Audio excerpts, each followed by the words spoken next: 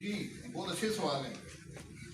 Opposition जो है वो तहरीक की जरूरत क्यों पेश आती है? अपोजिशन जब पार्लियामान में जगह नहीं होती तो अपोजिशन बाहर जाती है। रिफॉर्म्स अपने हर हुकूमत वक्त के साथ चेंजेस रिफॉर्म्स इस्लाहात ही करती है। और मेरा ख्याल है कि मेरे मिफ्ता साहब ने 10 महीने में जितनी मईशत के अंदर रिफॉर्म्स की पाकिस्तान की तारीख में किसी ने नहीं की। आप अपना जो टैक्स पेमेंट थी 2018 में उसको निकाल कर देख लें, पाकिस्तान की तारीख में पहली दफा बहुत वसी बुनियाद पर टैक्स रिफॉर्म की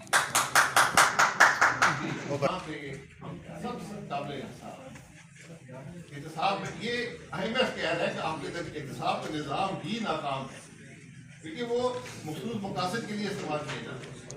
आज कोई ये कहे कि मैं बरी ज़िम्मा हूँ जो कुछ पाकिस्तान में हुआ है तो मैं उस बात को कबूल नहीं करता। एहतसाब आपने करना फिर सबका एहतसाब करें, लेकिन आज कम अज कम जो सबक आपने हासिल किए हैं माजी से उनको तो बंद हो रहे हैं। अगर माजी में इलेक्शन चोरी होते थे, आज इलेक्शन चोरी नहीं हो रही है। अगर माजी में करप्शन होती थी, आज करप्शन को रोकने की जरूरत है। आज करप्शन मुल्क के अंदर बदतरीन सतह पर है। ये पॉलिसी कैप्चर, पॉलिसी की करप्शन का मैंने कभी किसी इंटरनेशनल इदारे में रेगुलेटरी कैप्चर का मैंने कभी नहीं सुना था। ये पहली दफा है कि IMF के जैसे इदारे की रिपोर्ट में ये बात पर इस पर बार बार इस पर उन्होंने जोर डाला है कि ये आपके मुल्क के अंदर हो रहा है, इसको आप अगर नहीं रोकेंगे आपकी मईशत नहीं होगी। तो मेरा सवाल ये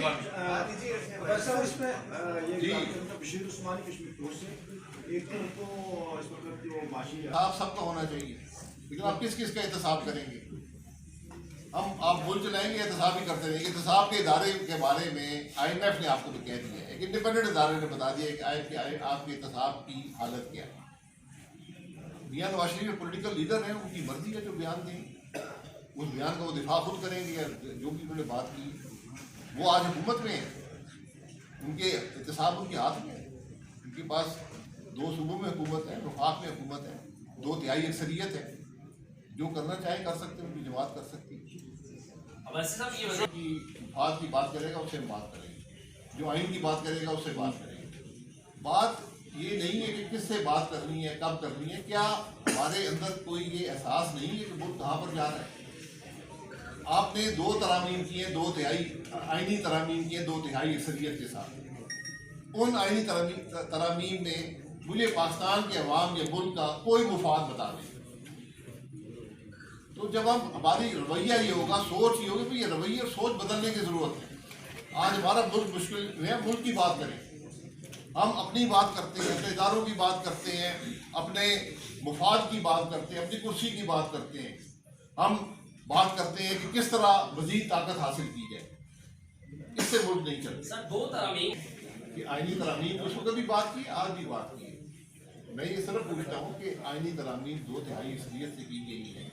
2/3 जिन लोगों ने वोट डाले हैं, क्या उनको इस बात का एहसास है कि उसका क्या असर मुल्क पर इन तरामीम का पड़ेगा? या 2/3 अगर अक्सरियत है तो क्या उसको पाकिस्तान की बेहतरी के लिए तरामीम करने के लिए इस्तेमाल नहीं किया जा सकता, या सिर्फ वो चंद मखसूस मकासद के लिए उसको इस्तेमाल किया जाता है? शोएब भाई, मेरा आ गया, IMF की रिपोर्ट भी आ गई। इसके बाद आप क्या समझते हैं कि NFC के फार्मूले में कोई चेंजेस होनी चाहिए, और उसके बाद कितना इंपॉर्टेंट हो जाएगा पाकिस्तान में PFCs भी और DFCs भी? देखिए, ये जो NFC की बात है इस पर डिबेट की ज़रूरत है। हर आइनी मसला जो है ये डिबेट के ज़रिए हल होता है। हर एक की बहुत सी राय सामने आती है, जब वो राय इकट्ठी होती है आपको एक बेहतर हल मिलता है।